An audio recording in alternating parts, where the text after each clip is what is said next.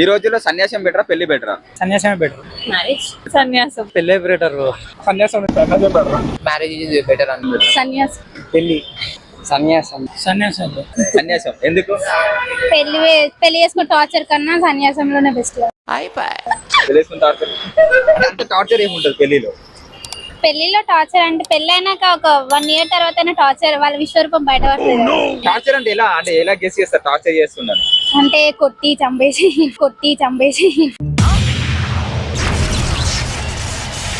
ఎందుకంటే ఇప్పుడు మా ఏజ్ వచ్చిన కుర్రాలం ఇంట్లో టెన్షన్స్ అవి ఇవి ప్రకారం అయితే మనం పెళ్లి చేసుకోవాలి.